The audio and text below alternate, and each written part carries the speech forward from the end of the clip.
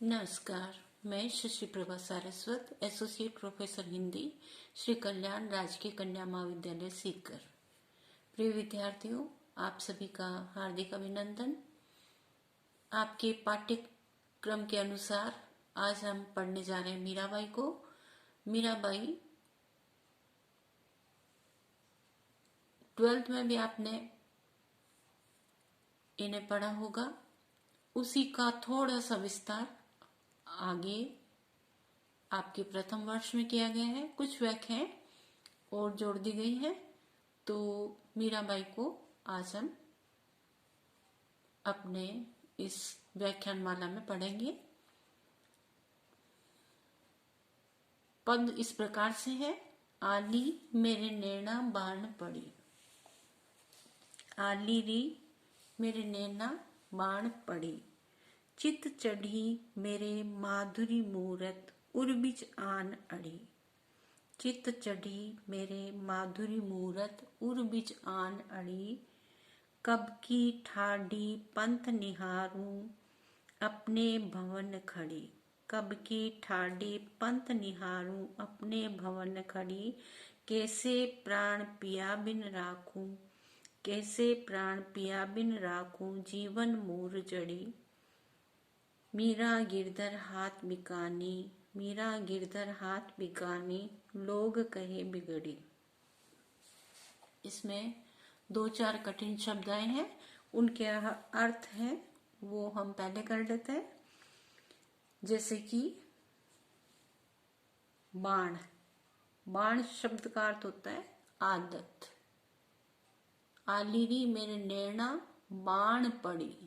नैना या ना नयन, बाण या ना आदत, आली या ना सखी, निहारू या ना देखना, बिकानी या ना बिक गई, बिगड़ी या ना बिगड़ना, मार्ग भटक जाना इत्यादि। ठाड़ी या ना खड़ी खड़ी, भवन या ना घर। निम्नलिखित अवतरण भक्त कवयित्री मीराबाई द्वारा रचित मीरा मुक्तावली से लिया गया है।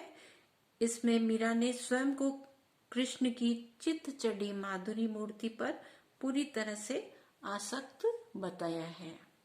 मीराबाई कहती है कि हे सखी, आलीरी मेरे नैना बाण पड़ी। हे सखी, मेरे नेत्रों को श्री कृष्ण की अनुपम छवि, माधुरी छवि देखने की बाण अर्थात आदत पड़ गई है। मेरी आंखें भगवान श्री कृष्ण को देखती हैं, तभी इन्हें संतोष की प्राप्ति होती है। यह मेरे नेत्रों की आदत पड़ गई है कि जब तक भगवान श्री कृष्ण के दर्शन नहीं होते तब तक इन्हें चैन नहीं मिलता। तो मेरी नेत्रों की ये आदत पड़ गई है। चिद चढ़ी मेरे माधुरी मूरत उर्बिच आन अड़ी। प्रियतम श्री कृष्ण की वह माधुरी मूर्ति मेरे हृदय में बस गई है। उस मोहक छवि ने मेरे मन को लुभा लिया है, वह मेरे हृदय में गड़ गई है। तात्पर्य यह है कि कृष्ण की वह मधुर मूर्ति मेरे मन मंदिर में, मेरे हृदय में ऐसी दृढ़ता के साथ स्थापित हो चुकी है कि वह अब निकल नहीं सकती। मैं उस रूप के पूर्णतः वश में हो गई हूँ।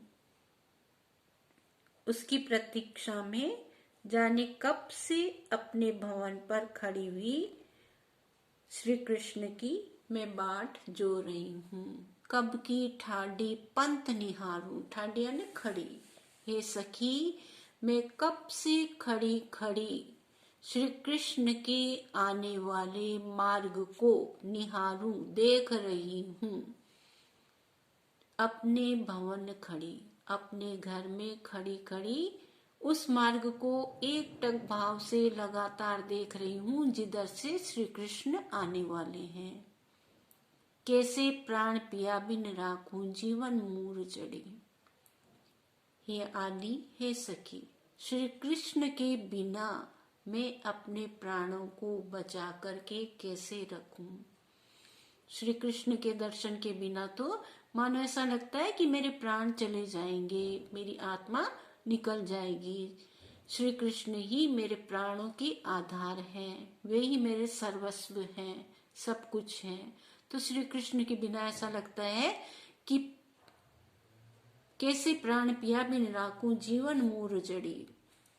श्री कृष्ण के बिना मैं अपने प्राणों को कैसे बचा करके रखूं, क्योंकि श्री कृष्ण ही मेरे जीवन की मूल आधार है, मूल जड़ है, मूल आधार है, प्राणों की आधार है। अंत में मीराबाई कहती है,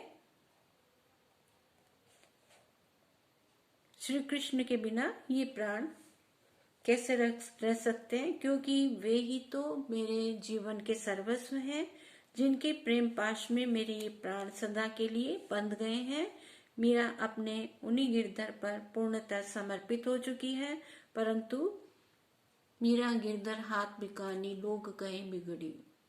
मीराबाई कहती है कि मैं तो अपना सर्वस्व सब कुछ गिरधर गोपाल के हाथों बेच चुकी हूँ, गिरधर गोपाल को, श्री कृष्ण कन्हैया को दे चुकी हूँ।